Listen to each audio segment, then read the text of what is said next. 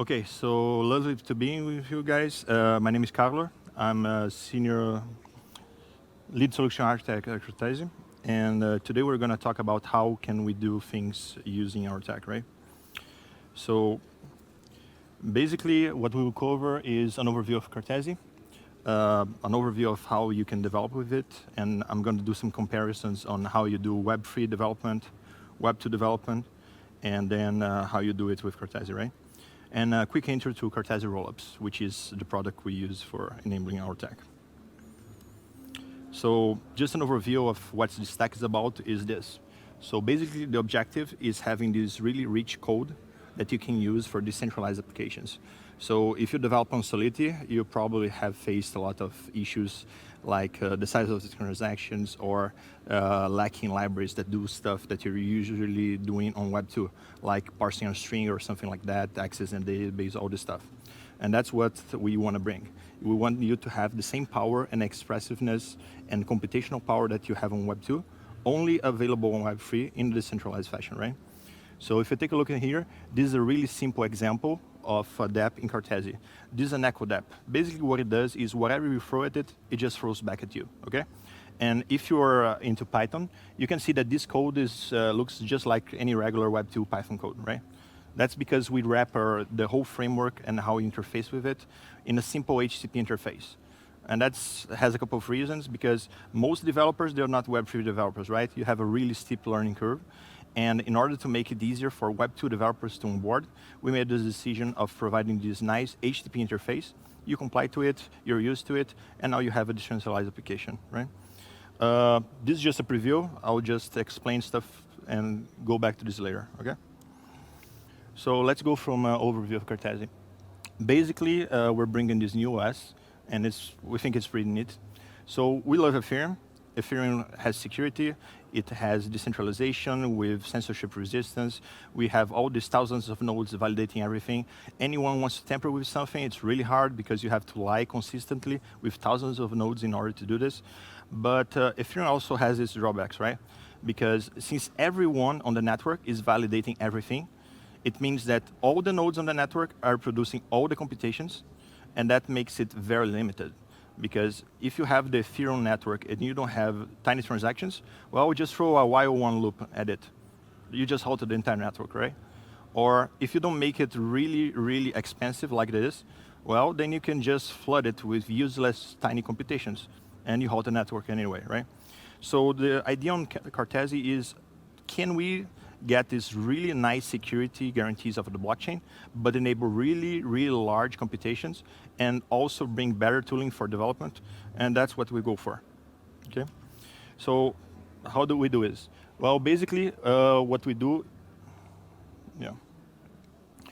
is have this special VM, we call it the Cartesi machine, and this Cartesi machine provides a Linux runtime environment. And the computations that happen inside the Cartesi machine are secured by the blockchain, right? So this Cartesi machine is based on RISC-V, and what happens here is RISC-V is an open hardware specification done by the guys at Berkeley, and it's really similar to what we have on our computers or on our cell phones, right? And because of that, it's compatible with Linux. And another thing we do is that, unlike in Ethereum, in which everything is running on the same VM, so the AVM basically is running all the applications. If some applications use more resources, using a lot of things, the other ones lose it. We have a VM per application. So a VM per application with a regular processor and Linux, well, we just enable a lot of things for you to use in there. And the Cartesi machine, in order to do this, needs to be deterministic, so we put a lot of effort on making this RISC-V-based machine deterministic, like clock, floating point instructions, all the stuff that could generate entropy. We just had to make it deterministic. And yeah, as I was saying, to reach this stage in which you have a lot of computational resources, what happens is we rely on local consensus. And we have a rollups solution on top of it. So what happens is that, unlike in Ethereum, in which everyone on the network is validating everything, on Cartesi we have different sets of validators per application. So if you're interested in an application, you can validate it. If you're not, you just let it go. You don't have to watch and validate everything that's going on in the network, okay? And as I said, so consensus is basically really strong on Ethereum and others, because if you want to tamper with a computation, it's really hard to lie, because you have a really large amount of nodes. And I just told you guys that in order to scale, what we do is not everyone validates everything. So you can have a really small subset of the network validating a certain application. So how do we keep it secure? So basically, when there's a dispute and you don't agree with the result, it's not a matter of a local consensus with the people that are validating that application, and you just pick up the majority and that's a consensus. No. What we have is a dispute protocol, we call it the verification game, in which whenever there's a dispute, what we do is basically the people that are disputing, since they are running the same application on the same Cartesi machine and it's deterministic, they should reach the same result. If they didn't, it means that at least one of them did something that they shouldn't. So we have this interactive protocol called the verification game, in which it has two parts. So the first part is it tries to use this Cartesi machine on both parties off-chain, and they post a signature of the state. So we basically pick up all the Cartesi machine state with RAM, disk, even processor state like the instruction counter, everything. We map it to RAM, and then we divide it in 4K pages. And these 4K pages are hashed, and those are the leaves of a Merkle tree. And then this root hash of the Merkle tree represents the whole state. And you use this to check if you agree or not with the state of someone else's Cartesi machine. So when there's a dispute, what you pick up is you pick up the whole computation. Let's say we have, I don't know, 1 million, for instance, cycles on that computation. So we do an inner search to search what's the first instruction we don't agree on. What we do is, okay, I'm going to post my root hash of the Merkle of the Cartesi machine at 100 million cycle, 10 million cycles, sorry, 20, 30, 40, up to 100. And then you're going to tell me, okay, so up to 40 million, I agree. 50 million onwards doesn't match. So now we know the divergence is between 40 million and 50 million. Then we drill down. So 41 million, 42, 43, 44, up to 50. And we go there. And each time we divide the search space by 10. So in logarithmic number of interactions, I'll know it's instruction 43,003,007 that we don't agree. Cool. Now we know the instruction we don't agree. But who did it right? Because I'm claiming something, you're claiming something else. That's the real special part. So what we did, and this is the second part of the process, is whenever we reach that instruction, it's not my word against yours. We just pick up that instruction, and we have an on-chain implementation of the Cartesi machine. So we had this huge effort of making an on-chain set of contracts that can emulate each instruction of the Cartesi machine. And this on-chain emulator is the one that actually picks up that instruction and executes it. So it's not me, it's not you, it's the thousands of nodes on Ethereum or whatever base blockchain we're using that are going to say who did the execution right. So this way, we can have a really tiny set of validators and computations, really large ones, but still maintain the guarantees of the strong guarantees of security of the blockchain, right? So as I said, it's an optimistic loop solution in which we built. So basically, we do all these computations inside the Cartesi machine, and from time to time, we just pick up the signature of the Cartesi machine and put it on chain. If someone disputes it, okay, there's the verification game. If not, we move on, that's set on stone, and you can keep up the computation for the next stuff. So how's the development of this? So you guys are used to Web 2. Web 2 is really simple. You have a browser, you use some framework like, I don't know, Angular or React or whatever you want, the tools, HTML, CSS, JavaScript as base technologies, and you do these nice interfaces, and then you interact with a backend, right? Generally using HTTP or HTTPS, and then you have a service. This service might use a database, might use someone else's API, this kind of stuff, right? Really simple. Now when we go to Web 3, we still have a similar front end, but now we need a special library to interact with the blockchain. Generally, we have something that implements the JSON RPC protocol, so Ethers, Web3.js, something else. And then instead of talking to a backend, this guy is actually talking to the blockchain, like a node on Ethereum, or maybe a broker like Infura or Alchemy or something like that, right? And as you guys know, you have multiple limitations in processing all this stuff. It's hard, very hard to look for data. That's why we have services like the Graph and stuff like this, which are very popular, help you on the indexing, this kind of thing. And how does it look when you develop with Cartesi? Well, Basically, you still have your front end in which you use whatever technology you want. So if you have a browser, you can still use Angular, Vue, or React, all this stuff. And then you have a set of libraries to interact with the framework, right? And this framework there, then it has a really nice machinery, which takes all the abstraction of the verification game, of all this stuff from you. And inside the Cartesi machine, we actually wrap, as I told you guys, all the framework on an HTTP interface. So we have this HTTP dispatcher service, which is the one that you're talking to when you're developing your application. So from your development point of view, you're just talking to a HTTP interface, and that's it. You don't have to care about the blockchain, about reorgs, about any of that. We take care of that for you, okay? So just going a bit deeper on how this works. So those libraries I said, they basically use 3 different interfaces.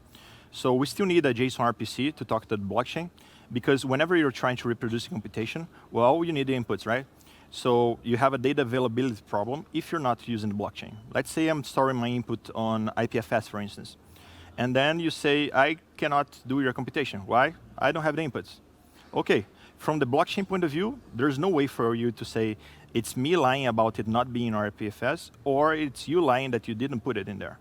So that's why we need a JSON RPC interface, and we provide inputs through the blockchain. The second interface we use, is a HTTP REST interface, and that's used for something equivalent to Ethereum calls, right? So we have this inspect interface that on this inspect interface, basically, we allow you to directly talk to the Cartesi machine without any fees, anything. It's just HTTP connection directly to it, and you can do whatever processing you want to query for state. So let's say you have a chess game, for instance. If you open an application on a mobile phone and you want to know if you have ongoing games and what's the state of the game, you probably need your client to go there and look at a GraphQL with something you're indexing, or go directly to the blockchain, check that you have a transaction which you started a game, check all the moves that other players did until you have the current game state and you're actually good to go, right? So this inspect interface is to handle things like that.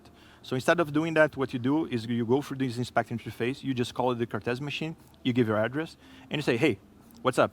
And then inside the Cartesi machine, you can process it on whatever language you want, Python, C++, regular backend, and then you can check, oh yeah, you have an ongoing game because I stored it in the database, and yeah, this is the game state in a JSON, and it's white player's turn. So much easier than just going through the blockchain trying to reconstitute the data, or using something like the graph to index a lot of data, right?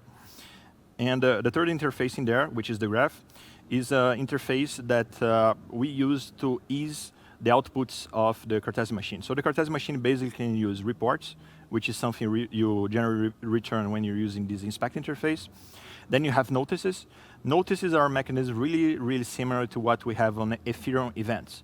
So when you want to have a statement and it makes sense forever, like I won this match or something like this, notices is what you want to go for. And then we have this third interface, which is vouchers. So what vouchers are is a way for you to emit a transaction to interact with the blockchain from within the Cartesi machine.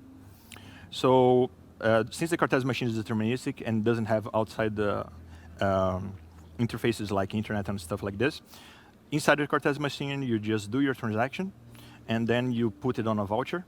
And the voucher is a really cool mechanism because you query it on the GraphQL. Anyone can enforce it because, after all, it's a transaction that's signed by the application itself. And then we have an incentive mechanism that when you submit the voucher and enforce it, you get rewarded by it. And we got all these nice smart contracts on the framework that check if the voucher is valid, if it was submitted already, and all these guarantees that we should have, right?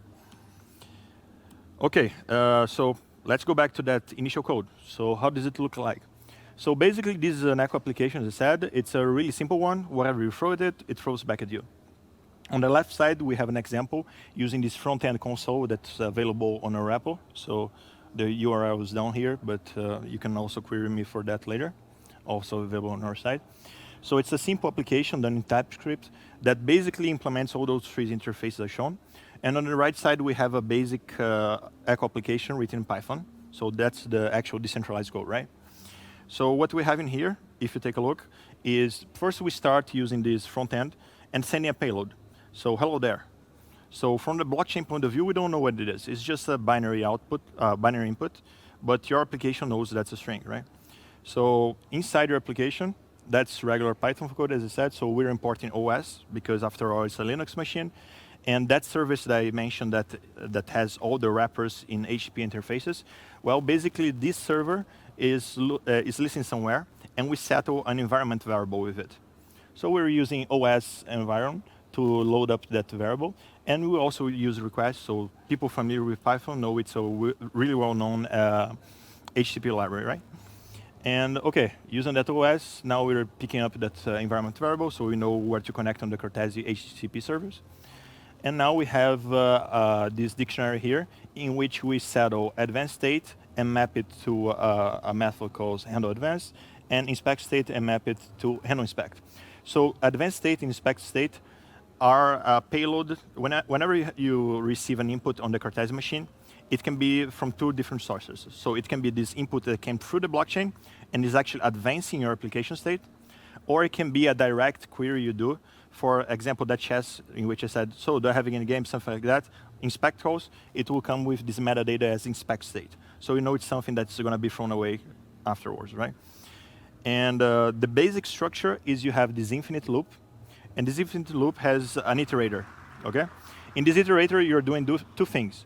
When you call that finish endpoint, you're putting a payload that's saying what you did with the previous input. So let's say we're playing chess, and I just do a legal move with the queen. Well, it shouldn't happen, right? So you refuse this input. So in that payload, you're going to say that the status is reject. Now, if you provide me with a valid input, I'm just going to accept it, and that's the input of this endpoint. Now, what's the response? The response only comes when there's something to process. So once you call this guy, it just pauses the Cartesi machine, and the Cartesi machine is woken whenever the framework has something new for each process, either inspect or a new input for the blockchain, right? And well, this response there, then you parse it. And as I told you, you have a special header in there, request type, which can be either advanced state or inspect state. And given that, we're going to use that dictionary in there to map to the right method to handle it. And then we just call this method. So handle advanced, which is the one we call in case it's advanced state. It's an echo application, really simple. So it just picks up the payload that you received. It creates a new dictionary with a payload entry and putting whatever you received in there. And then, once again, a simple call. So you do a post on this notice endpoint with the payload that you just set on that dictionary. And that's it. You just emitted your first Cartesi event, which is a notice, with the payload you received from the blockchain itself.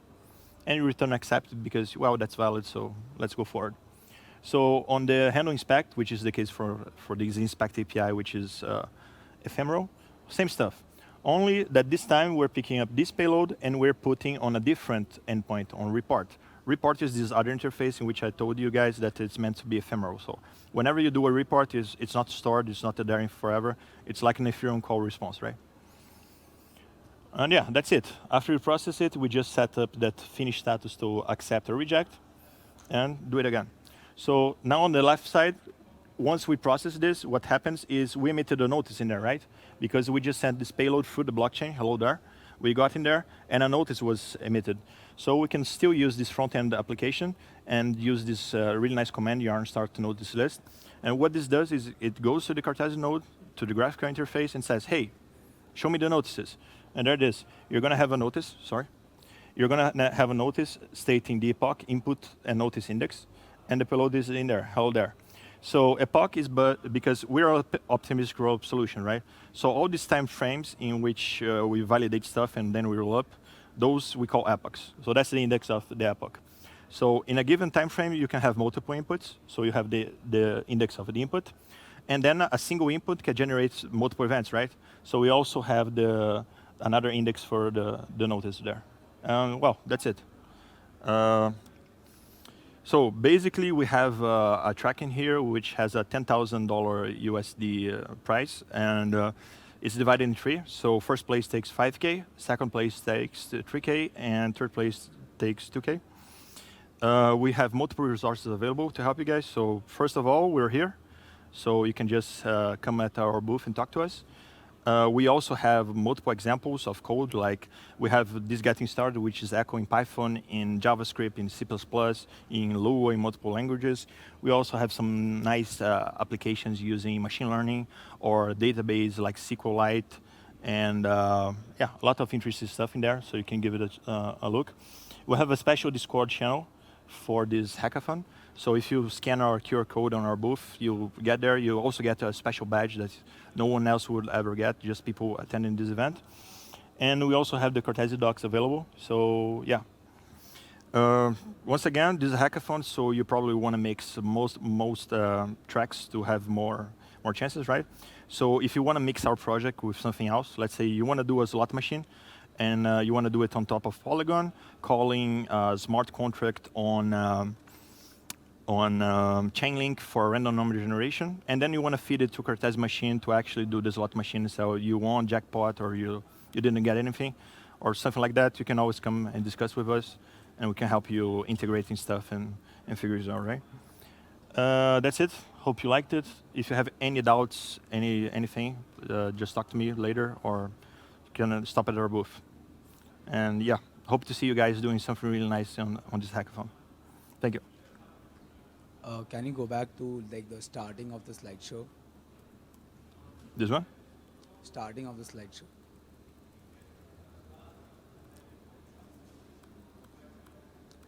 Next slide. The flowcharts. This one? Yeah, this one. Okay. So let's say for the Ethereum network, right? It is more secure because you need more nodes to, like, there are many people, right? So you need more than at least half of the chain to for the request to get through, right? Yeah, basically when you reach consensus, exactly. it's true, and you need most of the network. So yeah. with Cartesi, we have different for different CMs, we have different computers. So like DApp A will have its own set, DApp B will have its own set, right? Yeah. So less number of members also does mean that it's more susceptible to like monopolizing, right?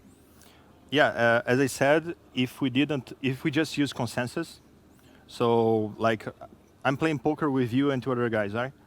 If I just ask, okay, so what's the winner? And then if we have like 3 people saying one guy's the winner, well, he's the winner, and that's easy to manipulate, right? You just have to temper it with 3 people.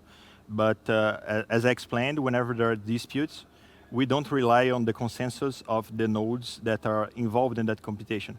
We actually engage on this verification game, and then the consensus is based on the execution of that instruction that we came together as the divergence instruction. And this is done on-chain, on a blockchain with thousands of nodes like Ethereum. So I'm playing with you and 2 other guys poker. We have a dispute. It's not us that's settling. We engage on this verification game, and this verification game runs on top of Ethereum or another protocol with thousands of nodes. And then even if the 3 of you are lying, but I'm telling the truth, I can still enforce the truth. So what's really nice on this protocol of ours is that you don't need, the security guarantees is not most of the nodes, it's at least one. So a single party can enforce the correct result. So we have a computation with 100 validators.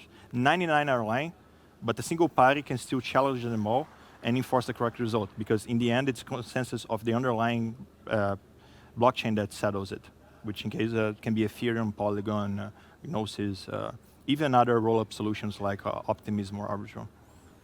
Thank you. Yeah.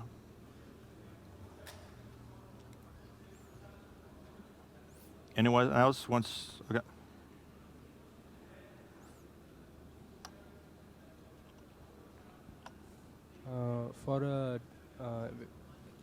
When you're using a database, that database will be public, right? And if you're encrypting from the Cartesi machine, will we store the key also in the Cartesi machine, or how does it work? Okay, so basically, the Cartesi machine can have the size you want as long as the validator is willing to store it, right? So you can think of it kind of like a decentralized AWS, right? So you set your application. You say that your Cartesi machine is, I don't know, 2 gigabytes of RAM, for instance, and 10 gigabytes of storage. And then you say, I'm willing to pay XCTSI per epoch validated. And then on the other side, you have validators that will say, okay, I'm willing to store this Cartesi machine. I have the resources. And yeah, I'm willing to be, to validate each epoch for the amount that you're proposing. If not, then you should probably raise your fee and actually have a group of validators wanting that. But going back to the storage itself, so basically the validator is holding that Cartesi machine, which in practice is a Docker container with this emulator inside. And if he wants to store like a Cartesi machine that has 10 gigabyte database, that's fine. And yeah, the database would be stored inside the Cartesi machine, so off-chain. So you don't have to pay for a lot for storage and stuff like this. Did I answer your question? Okay, awesome.